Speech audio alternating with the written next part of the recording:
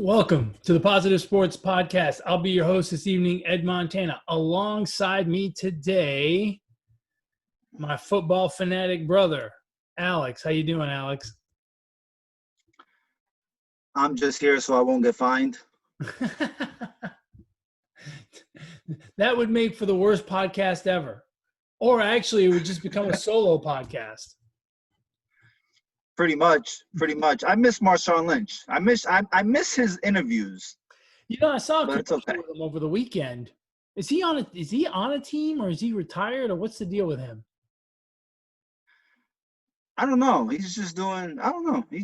think Marshawn Lynch just does his own thing and comes and goes as he pleases. Yeah, Marshawn Lynch just does what Marshawn Lynch wants to do. Yeah, pretty much. Shout out to Beast Mode. Since it's the NFL playoffs, it's only right we shout out Beast Mode. That guy was something else when it was playoff time, right? Yes, sir. I mean, he was full on beast mode. Well, you mentioned it already, man. The first weekend of the playoffs, this wild card weekend, I don't like adding more teams to the playoffs. I think it dilutes the playoffs a little bit, but I really did enjoy 6 games over the course of 2 days in wild card weekend. How did you like the new setup? Yeah, I think it was awesome. I mean, especially if you woke up a little bit late on Saturday or Sunday like I did. Like I woke up at 10 in the morning on Saturday. I mean, by the time I did my coffee, quick little breakfast, it's already game time, and then it just didn't stop until, 10 o'clock at night. So it was a thing of beauty, actually. Yeah, absolutely. It was great. And I'll tell you, for me personally, the games were better on Saturday than on Sunday, but I enjoyed them both regardless. There's something special about the playoffs in the NFL. You know, it's one game to move on. If you lose, you're done. It just takes on a whole new level of intensity. Football, I think, is a pretty intense sport to begin with. And then you add that do or die scenario to it, and it's great. It's really the best thing going. So let's jump right into it. Let's start with Saturday. They started the games off at noon in Buffalo, Indianapolis to visit Buffalo. A really close game throughout, and it was very, very entertaining. What was your main takeaway from that game? Oh, man. That Frank Reich blew the game a little bit, I think, for the Colts. That Phillip Rivers, huh? How so? Well, I mean, didn't he elect not to kick a field goal there in the first quarter or the second quarter? He decided to go for it in the red zone. Yeah, early on. Yeah, I mean, you got to take the points, especially it being so close. I don't think – I mean, I told you last week, I don't trust Phillip Rivers, right? So I don't know. I would have taken the points in that. It's the playoffs. You don't want to leave points on the board. Yeah, no, I agree with you. I didn't think it was the best decision. I wouldn't have gone that way. I didn't think it was atrocious. Look, to me, the game played out pretty much the way I expected. I expected Buffalo to win, but I did not expect Buffalo to blow them out. The part that was a little bit concerning to me, especially when I think about this week, is Indianapolis was able to run the ball.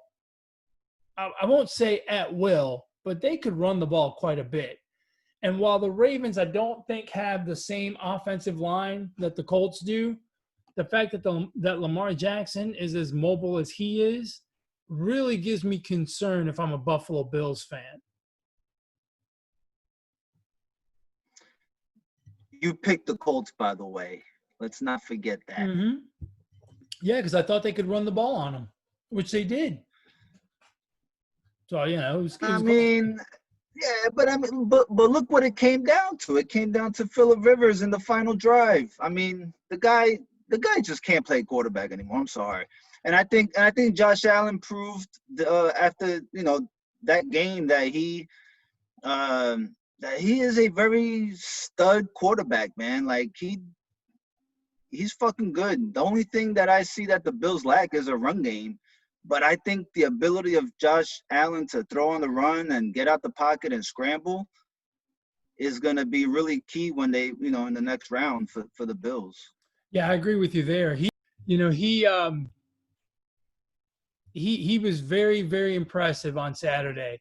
He made some big plays, really stepped up to the situation, really didn't seem kind of overwhelmed by the moment. Stephon Diggs is, just awesome. And so offensively, I think that team is good. The thing that worries me a little bit with Josh Allen is, man, that guy takes some hits. Now I realize he's a big guy. He's not a little frail quarterback, but man, he puts his shoulder down a lot. And man, if that's my franchise quarterback, which obviously he is for the Bills, it would give me a little bit of concern seeing him take some of those tough tackles as much as he does. Yeah, he reminds me, his toughness reminds me a lot of how Big Ben was a few years ago. Yeah. He's just not afraid to get hit. And I think that's, like you watch some of the clips of like behind the scenes of like the Bills and, like when they in the locker room and shit like that. Like, I think that's just his nature. He's definitely, he's got a voice in that locker room. And I think the team, the offense especially, feeds off of him a little bit. So I think that's just his nature, I think. Yeah, it would be interesting to see how hurt the running back is, because they play with two running backs mostly, Moss and Montgomery, right? And one of them went out early in the game on not early in the game. I guess it was in the third quarter. He went out with an injury. I think it was Moss. And if he's not available for this Sunday, that's going to be a big deal, because they really rely, what little running game they have, they rely on the two-back system to make it work. And if you half that, and now you've got more on Josh Allen's shoulders, it makes them even more one-dimensional, which I don't think will be good against the Ravens defense. Yeah. That's a big deal. Do you think Phillip Rivers is done? Or you think he retires now? Rides off into the sunset? No, I don't think so. I think he plays one more year. It's funny the conversation. It's funny the conversation you hear back and forth about him and Drew Brees. I mean, they're talking about Drew Brees the same way, that he's going to retire, and I'm like, well, maybe not. I mean, these guys are competitors. They still want to keep playing. Rivers can open up a daycare and he'll be all right for the rest of his life. So, he doesn't really need to quarterback ever again. That's true. Yeah, I know. He's done great. You think he's a Hall of Fame quarterback? I heard someone say future Hall of Famer Phillip Rivers. Do you think he's a Hall of Fame quarterback? No, I don't think he is. His numbers are really good, but I think he's missing a Super Bowl appearance at least. He doesn't even have that. No, I don't think he is. And for the Colts sake, I think the best thing for them is to move on from him, because that's a nice little cap hit. He's not making crumbs. Well, he is on a 1-year deal with them, right? Oh, was it a 1-year deal? Okay, well then they're good. I thought it was a 1-year deal. I could be wrong. That was their first. I think you're right. Huh? No, I think you're right about Phillip Rivers.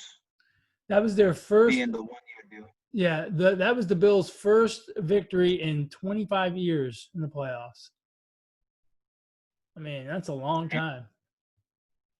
Yeah. So it's been about 25 years that they went to the Super Bowl? Yes, it's been more than that. I think the last time they went was in 93. Right. So, yeah. Okay. I don't know. Moving on to the next game, they took us all the way out to the West Coast. The Rams at Seattle. I thought this was a fairly entertaining game, and I hate to say it, but I think Russell Wilson really cost his team. That pick six, I think, just killed them. Not just for the 7 points that it produced for the Rams, but just momentum-wise, they seemed like they couldn't get going offensively. It took them quite a while to get the ball moving. And the Rams, man, slow and steady with a quarterback making his second ever career start. He gets hurt and goes out. Then they bring in Goff, who's got a thumb that was operated on 12 days ago. It was really incredible. And you can tell it was bothering them, but yet they rode that defense and stuck it out together and ended up winning the game 30-10. What was your big takeaway there? I mean, rode that defense and rode the running back, Akers. I mean, Akers ran wild. He's a rookie, isn't he? So, yeah, and he also stepped up because I think they have a guy injured, one of their running backs injured. So he stepped up. I mean, if anything, the Rams have showed that, they have players that are willing to step up. The backup to Goff, well, he didn't play much, but I mean, if you watch the game, he looked like he was comfortable out there. Like he kind of knew what he was doing, he wasn't scared. So I think that's something to be, a positive takeaway for the Rams. So yeah, if you got to plug in the backup, he showed that he can play. Hey, Alex, let's take a little break. I'm having a little technical difficulty here. Let's take a little break, and we'll be right back. All righty, folks, we're back after a little technical difficulty. Alex accidentally pissed on his computer screen and short-circuited, so he quickly had to go get another one. I mean, if you got to go, you got to go, man. I mean, right. I can't. You couldn't leave me by myself on the podcast. Just fuck it up for both of us. That's right. How you like that, huh? Real quick, how easy it is for me to blame you. Yeah, well, it's all right. I'll take the blame. I'll shoulder the blame.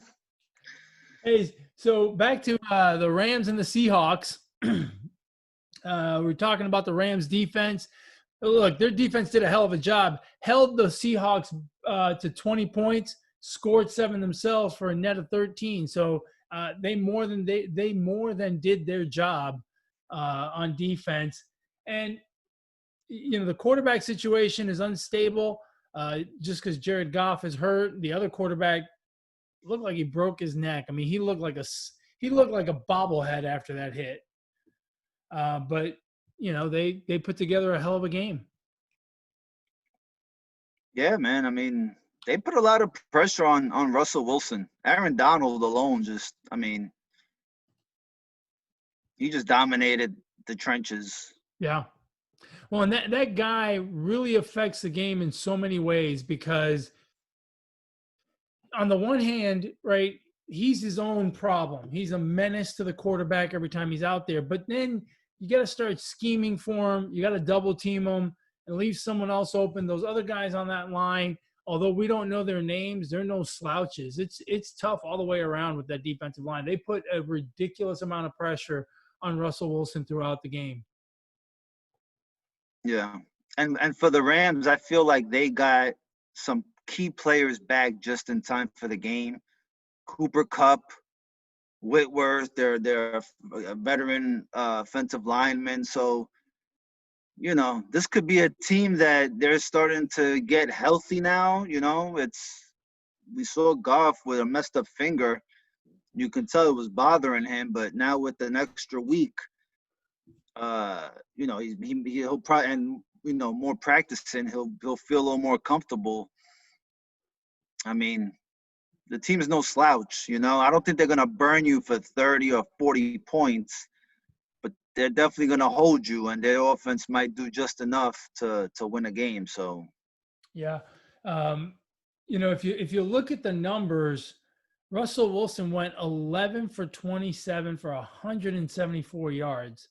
When you think about the fact that they were behind most of the game, so they needed to throw the ball, those numbers are terrible, really. And it's not because Russell Wilson's not a good quarterback. I mean, it's that defensive line. They were in his face constantly. And obviously the pick six was a huge play. And, the quarterback play from the Rams wasn't much better. The difference was the defense. Yeah. Yeah.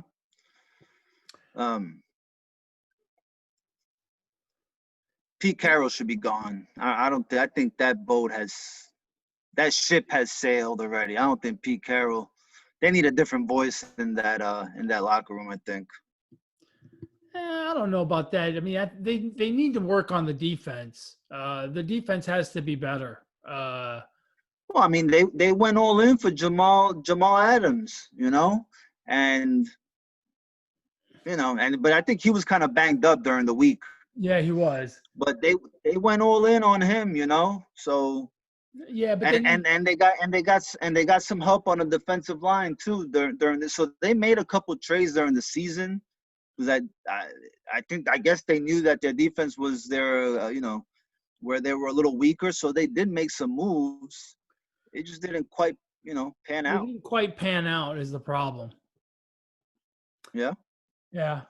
And then so then we move on to Saturday night, and we get the Buccaneers and the Washington football team. Now everyone thought this was going to be a blowout. Everyone thought the Buccaneers, the Buccaneers have been playing good football the last 4 weeks of the season. And the Washington football team has no quarterback, basically. They let Dwayne Haskins go. Alex Smith is injured, and in comes in Heinkel. Heinkel? No. Heineke? What is it? Heineken? Heineken? I don't know. But Heinkel comes in. Quick, where did Heinkel go to school? I'm going to say, give me a region or something at least. I believe it. I'm not even sure. I think it's in the Northeast. You don't know your geography? Look, it's not like he went to, Florida State, and I know where Florida is. He went to a school that does not have the state in it. So I'm not sure what it is. I'm going to say Harvard. No, he went to Old Dominion. Oh, man. Do you know where Old Dominion is? I have the Dominican Republic? No. It's Heineke. There's no L in there. Where is Old Dominion? I don't know. Like, I wasn't kidding. Did you think I was joking? I'm not sure. Well, I want to say it's in Pennsylvania, but if I was on Who Wants to Be a Millionaire, I'd have to use a lifeline. I'm going to have to look this up because now I'm curious. That's what I'm doing, too. I don't know. All right, Virginia. Huh? Virginia. I was close. Pennsylvania, Virginia. You're about 5-6 hours away. It depends on where. Doesn't Virginia touch Pennsylvania at some point? I mean, if I'm not mistaken, they border each other at some point. So I think it just depends on where. Now you got me freaking looking up where the hell does Virginia border with. It's actually in Norfolk. I don't think they touch. How the hell would you know? I said I think. All right, we're going off topic here. We're supposed to be talking about the NFL playoffs. Not fucking Old Dominion. Let's see. Yes. No, that's Maryland.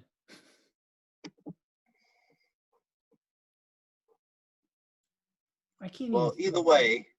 I can't even see down here. Okay, Virginia. Look, there's a piece of Virginia that goes all the way north, and it's just got a little sliver of West Virginia blocking it from touching Pennsylvania. So they don't actually touch, but they come pretty damn close. Yeah. Okay. Well, That's a Anyway, fun fact I didn't care for. there you go. See, on the Positive Sports Podcast, you get all kinds of fun facts, even the ones you don't care about. Well, anyway, Yeah. look, Taylor Heineke. I don't think he's good enough. There's a reason he was a third string quarterback, right? On a crappy team, no less. So I don't think he's good, not yet. But man, he showed some guts. He played himself a hell of a game. 26 of 44, 306 yards, a touchdown, only one interception, and that rushing touchdown, that dive into the end zone, boy, that was something else. He actually had 46 yards rushing. So, not a bad day for a guy who was put in at the last minute. I'll tell you what, if Alex Smith was the quarterback or Dwayne Haskins, the game wouldn't have been that close. I agree. I don't think it would have. And look, a lot of credit has to go to that Buccaneers offensive line, because we just talked about a guy who really wreaks havoc from the defensive line standpoint in Aaron Donald and how he makes everyone around him better. The Buccaneers basically played Chase Young one-on-one, mano-a-mano, and wherever he lined up, that guard or that tackle or whatever did a hell of a job. So, hats off to that offensive line. They really did an incredible job on Chase Young. Yeah, they definitely did, because I didn't hear his name being mentioned much that night. No. So yeah, it was a lot of good work by the offensive line, and the part that I think made it especially good was they played a lot of one-on-one with them. They didn't double team them. They just told the tackle to take care of it. Yeah, and that's the way to go. Offensively, the Bucs look good. That line did a great job for Tom Brady, keeping him clean. And of course, if Brady has time, he's going to pick you apart. I mean, 22 of 40 is not his best night ever, but it's pretty darn good. 381 yards, 2 touchdowns, no interceptions. And they just have guys all over the place. I mean, Godwin, Brown, Mike Evans. If Leonard Fournette can continue to carry the ball for, almost 100 yards, they're going to be tough on offense. They're going to put up points, and it's going to be a tough go against them. Yeah, definitely. The issue with them I see is on the defensive side. I don't know. I mean, you let this guy, a third stringer, kind of run wild and make plays, and so I don't know. Their defense is kind of the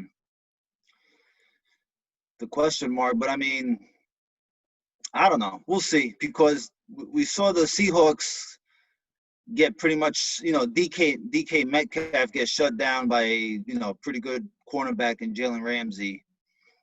I think if they face a team, if the Bucs face a team that can shut down one of their big guys, I mean, they have a lot of weapons at wide receiver. So they have a lot of weapons with the Buccaneers. I think it's their offensive line. If their offensive line can keep Brady upright and clean, then he's gonna find somebody. If they play against a team like the Rams, right, who have Jalen Ramsey, who's a very good cover corner. Yeah, he may not find Evans a whole lot, but he'll find Godwin. He'll find Antonio Brown. Heck, Leonard Fournette out of the backfield caught some balls. It's just, you got to look. This has always been the formula to beat a team led by Tom Brady, and that's get pressure on Tom Brady. So if that offensive line plays like that, it's going to be tough for anybody to beat them. They're gonna score. Right. And yeah, you're right. I think defensively there is a bit of a concern there, right? Because if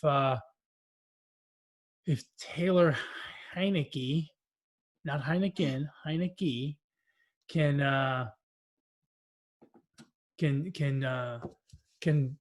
put 23 up against you, what is someone like Drew Brees going to do? Which is where they go next week. Yeah. So that was Saturday. All 3 games were relatively close. Came down to the fourth quarter. A lot of fun to watch. Sunday, we were treated to what I thought was going to be the best game of the weekend. And it turned out, in my opinion, to be the best game of the weekend. And that was the Ravens and the Titans in Tennessee. What a game. Uh, look, it was 20-13. Ravens won, and everyone's going to talk about Lamar Jackson's run, and everyone's going to talk about Dez Bryant catching another touchdown pass, and all that. But you have to give all of the credit, not all of the credit, a lot of the credit to that front eight that the Ravens put out there, and they shut Derrick Henry. They shut him down. The guy who I think is, in my opinion, the MVP of the league, but he's not going to get it because he's not a quarterback. And they absolutely shut him down. He had 40 yards, I think, on 20 carries. I mean, he averaged 2 yards a carry. And that's just an incredible effort by the Baltimore front eight. What was your takeaway from the game? That I enjoy watching Lamar Jackson, and I want to see the Ravens in the freaking Super Bowl. That's my take.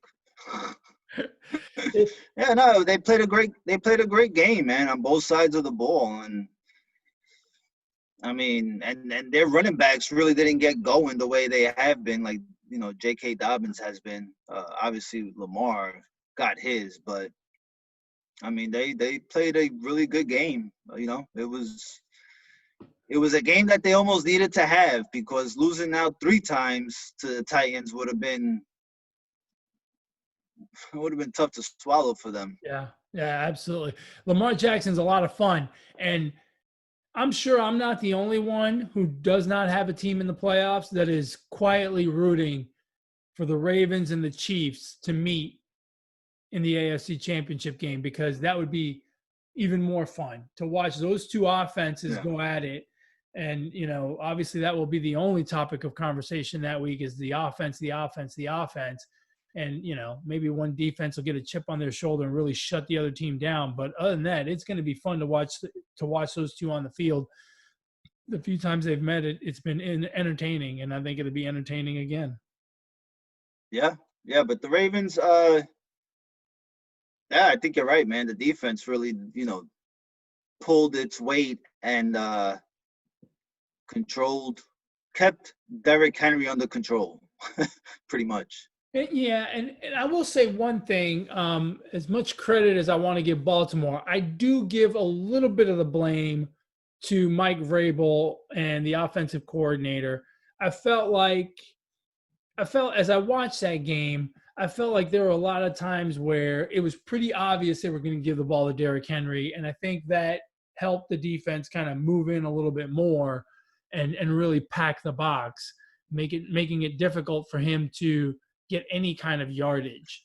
So I do think there's a little bit of blame there, but I mean, you still got to do the job against one of the toughest running backs in the league, the toughest running back in the league. And as much as I thought the Titans would wear them down, they held up. They only gave up 3 points after the first quarter. I mean, it was 10-0 early in the game, and they outscored them 20-3 the rest of the way. So really a heck of a job, especially when you get punched in the mouth early like that. Yikes! The wheels tend to fall off, as we'll talk about in a later game. But it's all credit to Baltimore, man. That's a great football team. I can't wait to see them next week. Yeah, I can't either. Should be good. We'll keep on moving. The Nickelodeon game was next. The Chicago Bears in New Orleans to play the Saints. Let me ask you a question. Did you watch it on CBS or did you watch it on Nickelodeon? I didn't watch it at all. On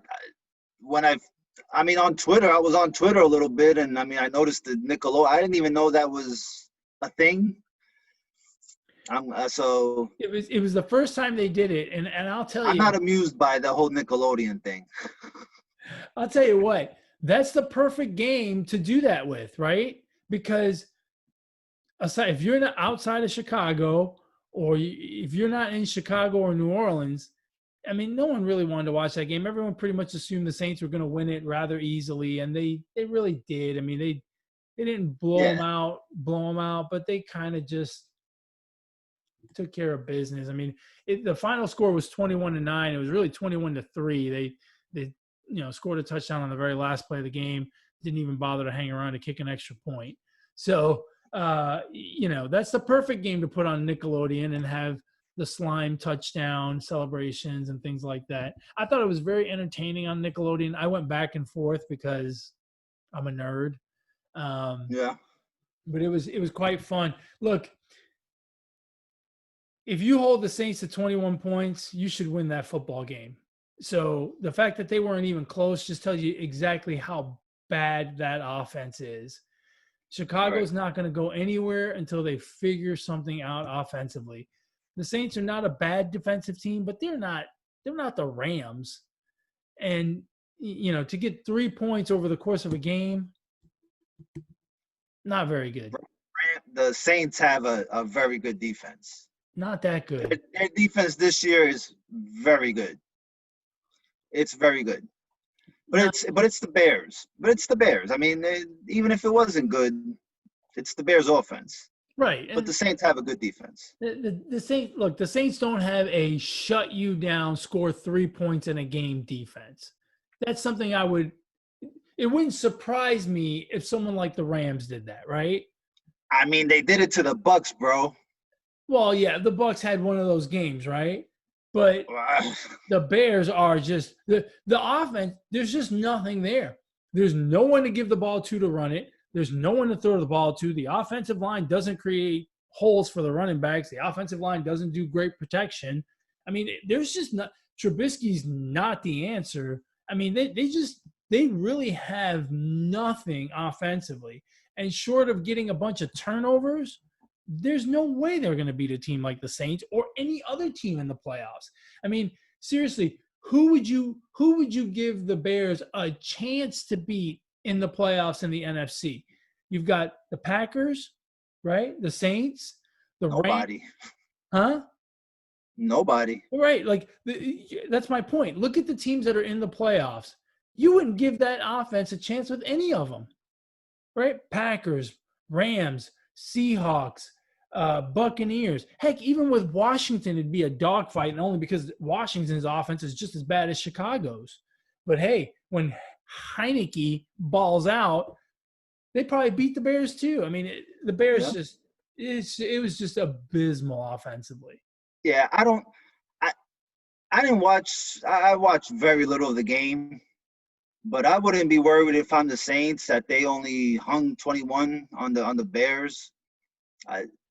That kind of felt like a little warm-up game. They got Michael Thomas back. He looked all right. Yeah. Alvin Kamara came back from COVID or whatever. I think that was just kind of, let's start the car, let's warm it up a little bit, and get ready for next weekend. So I agree with you there. What did you think about? Did you see Sean Payton get slimed after the game? Yeah, I did see that. I love that guy. Yeah, Sean Payton, he's cool. I love him for his kookiness. Yeah. So yeah, really not much to talk about in that game. It's when Nickelodeon and the Slime Fest is a topic of conversation, the game didn't have much to talk about. And now we'll move on. We'll move on to far and away the biggest upset of the weekend. The Browns go to Pittsburgh. And, I don't want to take anything away from the Browns. The Browns won the game. But, I mean, did Pittsburgh just hand them that win? It felt like the Steelers just didn't show up. It felt like the Steelers didn't prepare. It felt like the Steelers were watching ESPN all week and heard about all the COVID cases and the shutdown practice facility and the Zoom meetings and the lack of coaches and players missing and, virtual practices and said, we'll be fine. We don't need to worry. We'll show up at halftime and still win the game. Yeah, the Steelers did not show up. The fraud Steelers did show up. I thought they were going to show up next week. They showed up a week earlier in my eyes. I mean, when you got Juju dancing while the game's going on the field, while they're lining up for an offensive play, that team, I mean, I don't know. I told you so. I just it wasn't their year, bro. Yeah, it's amazing how a team can go 11-0 and then just completely fall apart after that. They won only one game the rest of the way. So it started 11-0 and finished the season 1-5 and got absolutely trounced at home against a Cleveland Browns team that, they had their special teams coach acting as head coach, their defensive coordinator, offensive coordinator doing whatever they wanted. Their head coach back in Cleveland, watching on TV. They had a few players out. They couldn't practice all week. It was just logistically, it was a mess. And the Steelers, I mean, it's one thing to be inefficient offensively and not be able to move the ball. And you say, okay, well, the Browns defense did a good job. But I mean, the very first snap of the game, snapped it completely over Ben's head. And then him and Connor go back to get this ball. And then they're kind of looking at each other instead of falling on it. The ball gets booted around, ends up in the end zone. And first play of the game, the Browns are up 7-0. And then, Roethlisberger just threw 4 interceptions, I think it was. I mean, it was just, it was atrocious. Pittsburgh fans had to be like on a ledge, ready to jump. I'm gonna bring up 2 players, and I'm gonna say that the Steelers miss these 2 players dearly. They miss Bell and Antonio Brown because Antonio Brown stretched the field out for that offense. Like, he was their vertical threat, and I don't think Big Ben has that now.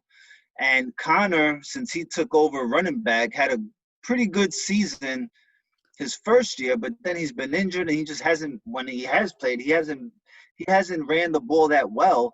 And there they miss Le'Veon Bell. I mean, yeah. And then on defense, they had matchup issues with the Browns. Like, the Browns are not that much better, I think, than the Steelers.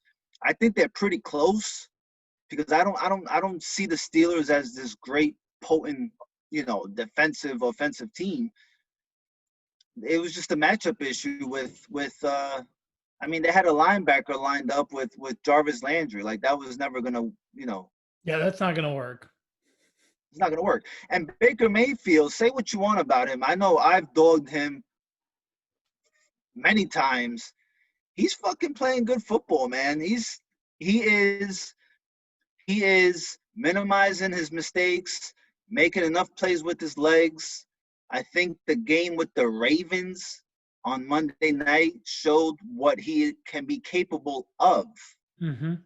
I think he may still have another gear, right. But right now he's doing enough. So I think that's great for the Browns. Yeah, and the other thing about Baker Mayfield that probably people don't put much value in, I think that team believes in him, and say what you want about that. I think that helps, and I think he gives them confidence and belief that they can do the job. The other thing is Nick Chubb is a hell of a running back, and getting Kareem Hunt to spell him, that's not a bad backup. I mean, Chubb is clearly the number 1 there, but that's a heck of a number 2 to have to run the football and give Chubb a break.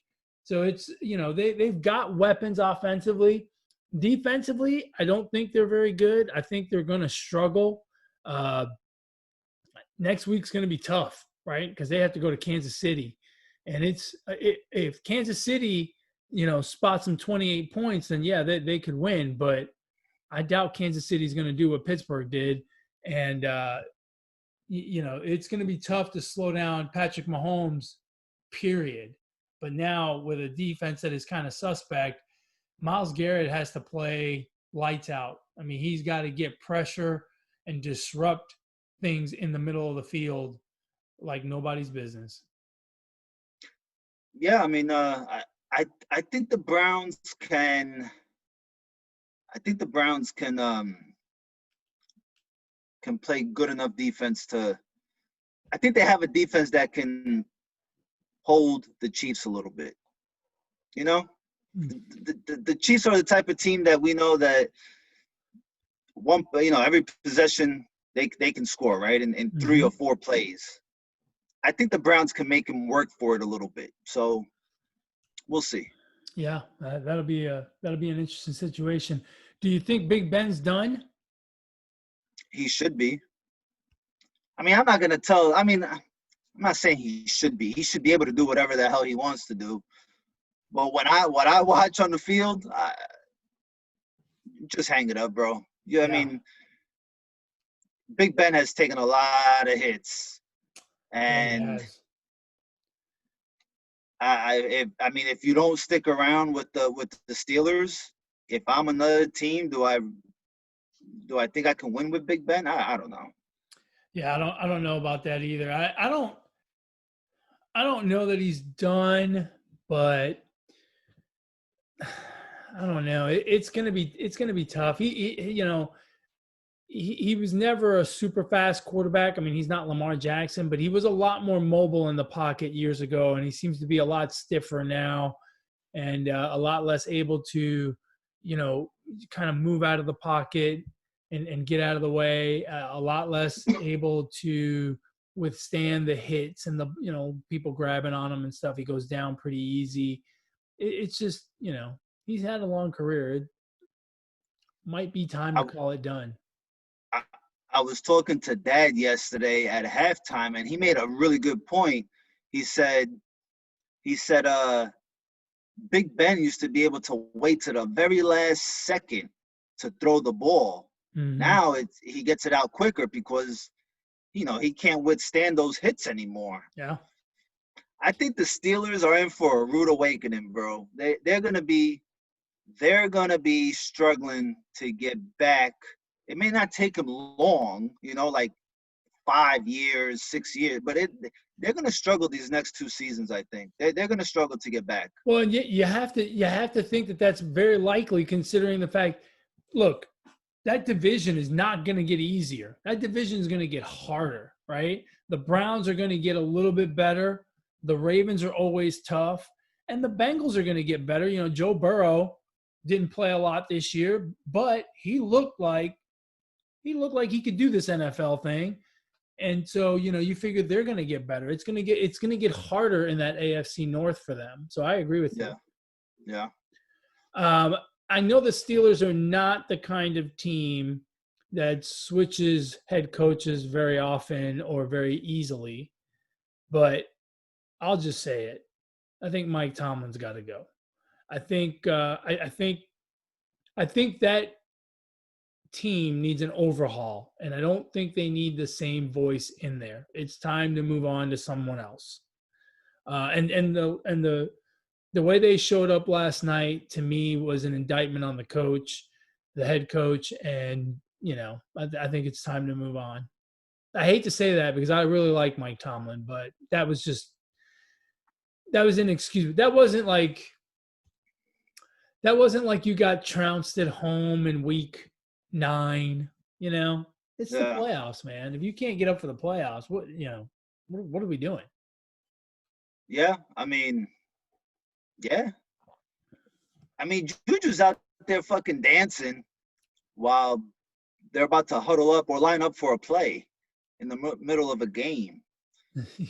It's just not a good look, man. It's not a good look for him. It's not a good look for Mike Tomlin. Yeah. I mean, I'm all for letting guys be guys, right? But at some point, you gotta worry about what's going on. But all right, man. Well, hey, let's preview next week. We'll start on Saturday, and we'll start with the NFC. The Rams go to Green Bay. Green Bay obviously had a bye week this week. The Rams have to make the trek from beautiful Los Angeles to what's probably going to be pretty freaking cold Lambeau Field. What do you think? I think the Packers win a close game. I mean, Aaron Donald's going to have to be healthy for this one. Yeah. He's got a rib injury. That's kind of big. That is a big deal. He really has to be a major disruptive force because the Packers have a good offense Aaron Rodgers can move the ball around the field pretty easily, and he's pretty tough to bring to the ground. He's not a guy who's going to get flustered much by pressure. He'll just move, roll out of the pocket, and still throw strikes down the field. So Aaron Donald's got to find a way, and really that entire defensive line needs to find a way to disrupt that offense. And now moving into the cold weather, it gets a little bit harder for Jared Goff. I'm assuming Wolford is not going to play. My guess is he's going to be in the concussion protocol, and he's not going to play. So it's going to come down to Jared Goff. And that thumb in ice cold weather, that's not going to feel good. I wouldn't expect a whole lot offensively from the Rams. It's going to be a tough game for them. But yeah, I agree with you. I'm leaning towards the Packers. Yeah, I mean, but the Rams have, Robert Woods and Cooper Kupp. They don't run a vertical game either. So Goff just has to, they can fucking run slants or whatever, and they'll be all right if you just, quick releases. I mean, I think they'll be all right. They got their run game. It's shown to be effective. You got Jalen Ramsey who can, maybe hold Devontae Adams. It's going to be up to the linebackers to hold Aaron Jones, I think. Yeah. I think that's going to be the key. So I don't think the Packers are going to run away with it. It's not going to be that easy. I mean, the Rams, the Rams have gotten up to this point. We know why. So yeah. Well, look, the Rams defense dealt with a mobile quarterback last week in Russell Wilson. So there's no reason to think they can't do it to the Packers. But that has to happen. They cannot let the Packers move up and down the field at will, because I don't think the Rams can score a ton of points. So the defense has to do their job to keep this game close. Yeah. Who do you got? I think the Packers win. It's tough to go into Lambeau and win. And I just don't think with a quarterback that's less than 100%, you're going to do that. Staying in the NFC on Sunday, the late game, you've got the Buccaneers going down to New Orleans to play the Saints. Now, the Saints won both games against the Buccaneers this season, and they're division rivals.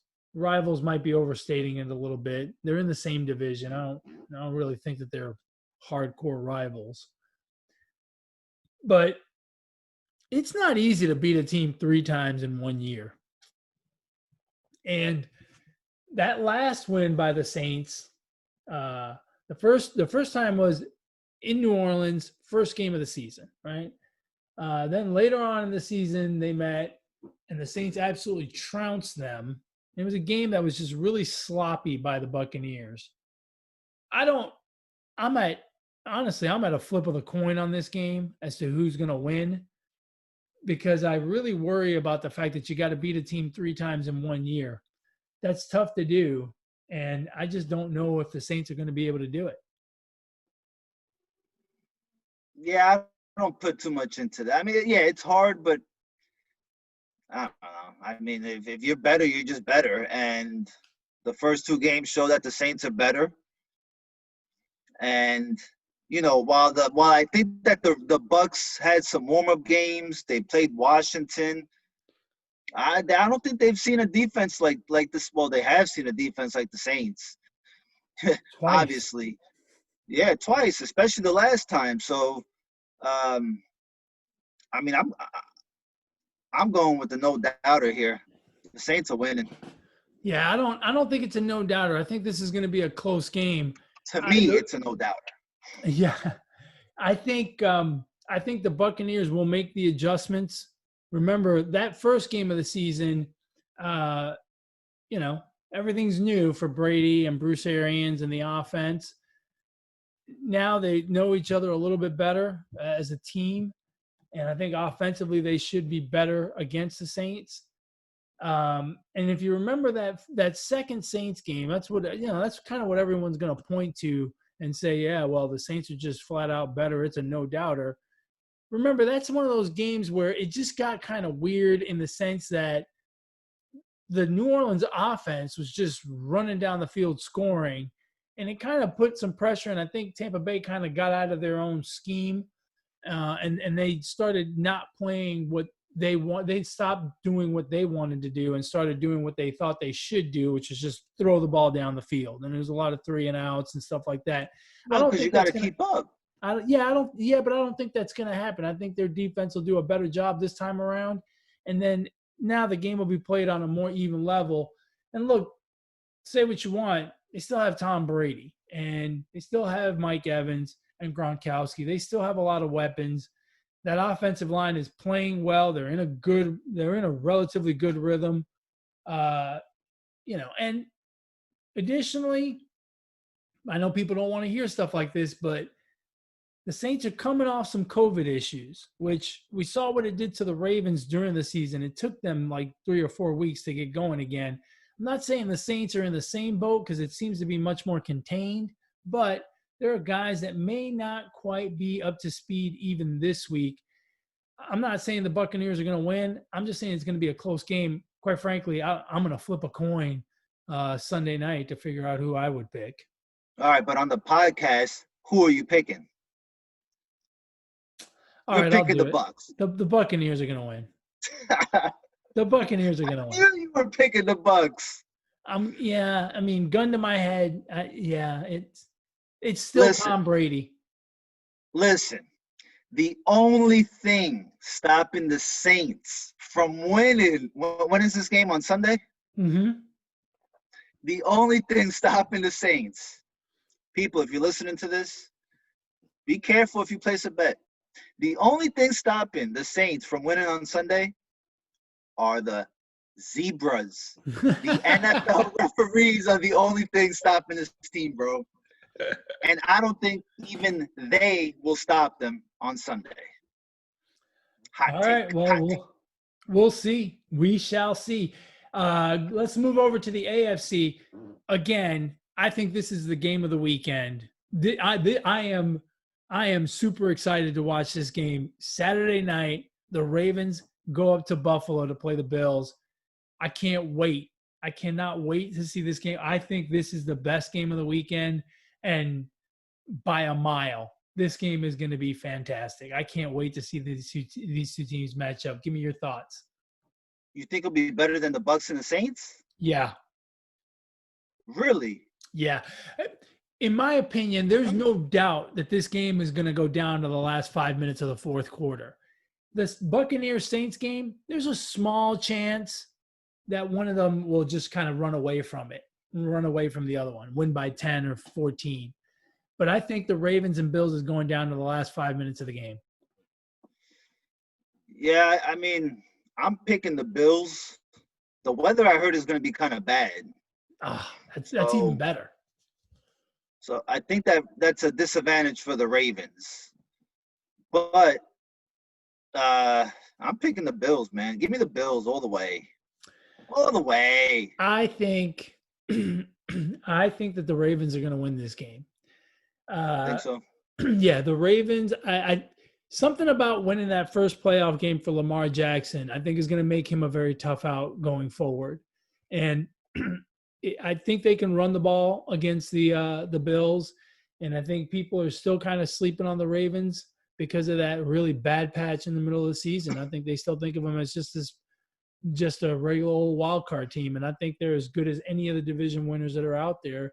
And I think they're gonna put it to the Bills. It's gonna come down to the very end, but it's gonna be. I think the Ravens are gonna pull it out. Well, hopefully Norwood is not kicking a field goal for the Bills to try to win the game. Yeah, I don't think that's gonna happen. The other game in the AFC is the first game on Sunday. The Browns head to Cleveland to play the Browns head to Kansas City to play the Chiefs. To me, this is a no-doubter. I don't see how Cleveland is going to stop Kansas City. And as good as a 48-35, whatever the number was, 48-29, whatever the score was last night between the Browns and the Steelers, 48-37. As good as that looks, I don't think I don't think the Chiefs are going to give them 5 turnovers for them to score 48 points. So I just don't think it's going to happen for the Browns. I would love to see the Browns win. That'd be fucking awesome. That'd be awesome if they win. Why? Why not? Well, because I want to see the best player in the NFL one more week. The same reason you want to see Lamar Jackson go. The same reason you want to see Lamar Jackson go all the way because he's really fun to watch. It's the same reason I want to see the Chiefs win next week against the Browns. The Chiefs is just more entertaining football.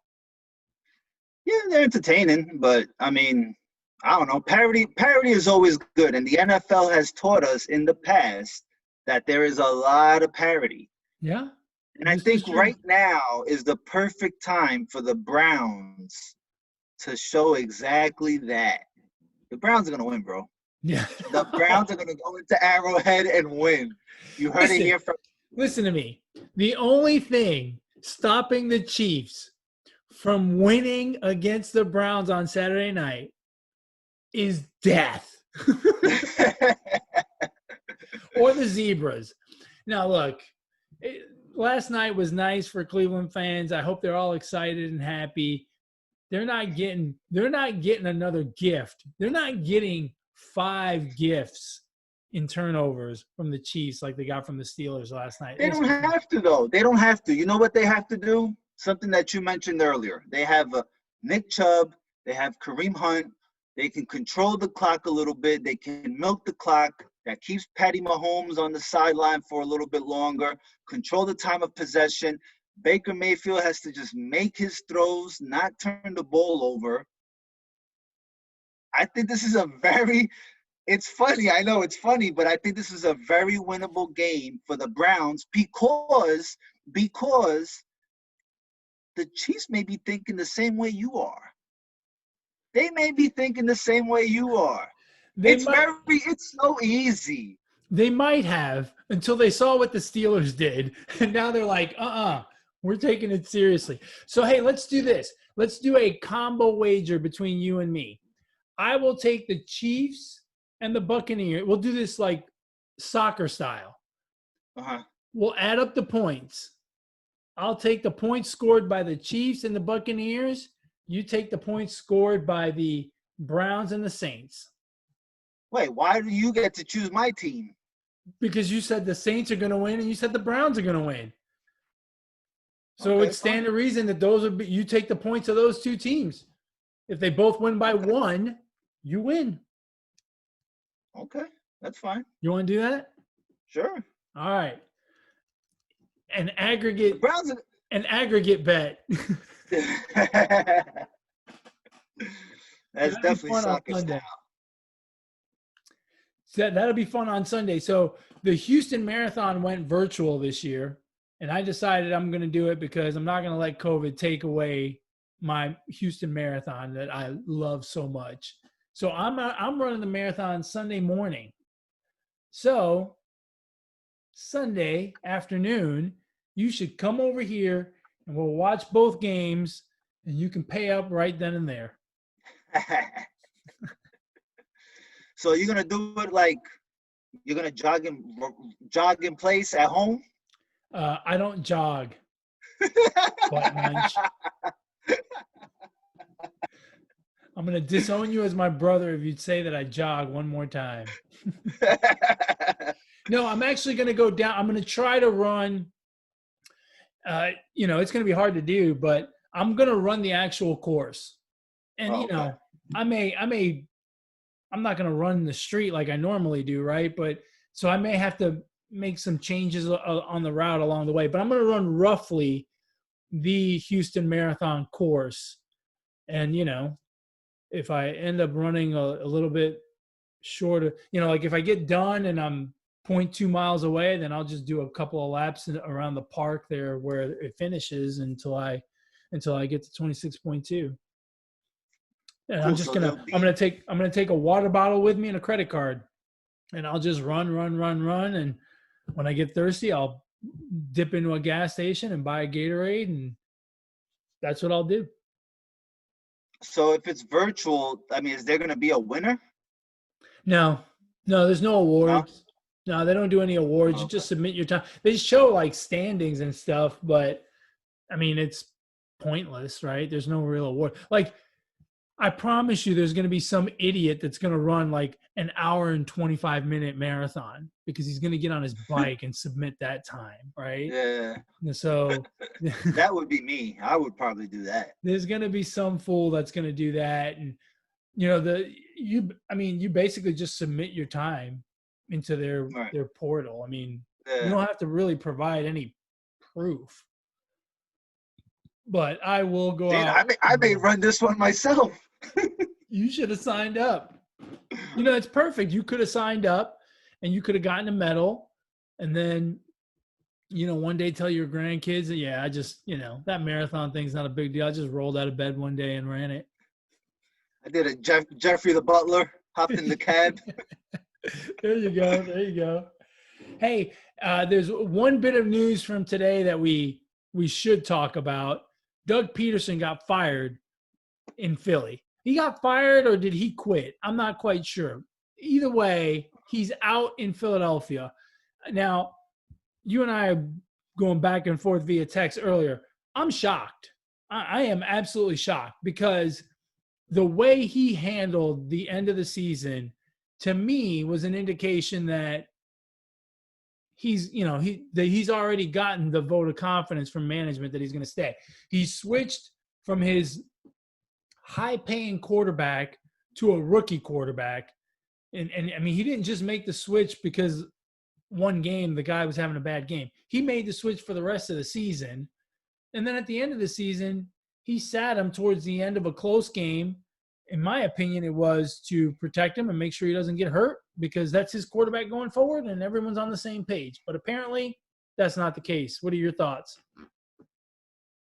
Yeah, I'm kind of shocked too. I mean, I told you this like 2 weeks ago when they played the Washington that he knows he has his job, and Yeah. you know, I didn't have an issue with it. Like if I was an Eagles fan, I wouldn't have had an issue with what he did. But it sounds like it came from up top, maybe. And the players came out and kind of spoke a little bit after the game, right? After the Washington game. And they were kind of not happy with the coach, but they Yeah. might have been upset with the wrong person. Yeah. And I think that's a huge problem now going forward, or at least for this upcoming season, for any potential free agents that wanted to come to the Eagles or players that were thinking about re-signing with the Eagles. May not happen now because there may not be any trust with the front office people. Well, and it's going to be tough to get a head coach, right? Because Yep. head coaches nowadays want to have control, and you know they're going to be hesitant to take on a job that apparently does not have all of the control that they thought it had. I mean, I think Peterson had a 42-35 record. Took him to the Super Bowl. Took him to the Super Bowl with a backup quarterback. Won the Super Bowl. Yeah. Went back to the playoffs. I mean, I think he did pretty well in these 3 years. Yeah. I mean, I don't know what. It's kind of messed up, I think, but. Yeah, it happens. It happens, but. Oh, well. We shall see. As always, folks, we appreciate your comments and we'd love to interact with you. If you want to get a hold of us, you can email the show, positivesports10@gmail.com, positivesports10@gmail.com. If you want to get a hold of my brother Alex, how do they do that? On Twitter at Brooklyn Gaucho 1. Don't be afraid to comment down below. We got a few comments last week. Comment down below because we love the interaction. It's more fun that way. I get bored of talking to my brother, of looking at him on this damn Zoom thing. I'm tired of Zooming with him. Give us some damn feedback down below. Like, comment, subscribe, all that good stuff. That's right. That's right. And if you want to get a hold of me, you can do so on Twitter as well at eMontana21. You can catch our podcast on YouTube, Google Play, iTunes, Podbean, whatever podcast platform you choose to consume your podcast. I will tell the fans one thing. I've got a special episode coming out later this week. I will be talking with Victor Rodriguez of Bloody Elbow. So for you MMA fans out there that want to hear me chop it up with a guy from Bloody Elbow talking about all things MMA, that podcast will be out later this week, and it should be a lot of fun. Victor is a extremely knowledgeable guy over at Bloody Elbow, and he's just a real down-to-earth dude who loves talking about fighting. So it should be a lot of fun for me and him to chop it up, talk a little MMA. Sweet. Sorry, you must Alex. be happy because MMA is back this weekend. Yeah, it's been a long time. It feels like it's a month. About. That's a long time. You know, because if you're a fan of it, there's usually cards like every week, every other week, it's right. They pretty much three out of 4 weekends a month there's a card. So it's been weird to not have any for 4 weeks. We got to get together in a couple weeks and go watch the McGregor fight, because that one's going to be good. I'm thinking a little Wild Wing Cafe and some fights. Yeah, I'll be down. Yeah, for McGregor, I'll go watch McGregor.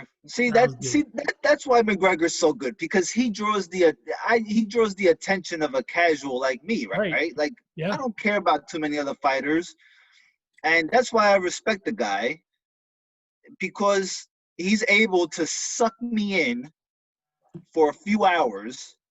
Right. I'll sacrifice a few hours just to watch him fight or him talk on the mic, win or lose. And in the process, I get to eat some wings and drink a lot of beer. So it's a win-win for both of us. Yeah. No, and you look, in a sport like MMA where it's individuals and there's no real fan allegiance or team allegiance like there is in the normal stick and ball sports. He is truly unique because people want to watch him. He's got a lot of that McGregor, a lot of that Mayweather effect. People want to watch him win, people want to watch him lose, but most importantly, people want to watch him. Yeah. So, yeah, he pulls in the casuals like you. Hardcores like me, we're gonna watch. It doesn't matter who it is. Heck, I just watched on TV. I just watched something from Singapore. It was a card that had Muay Thai and MMA. So yeah, I'll watch anything. I don't care.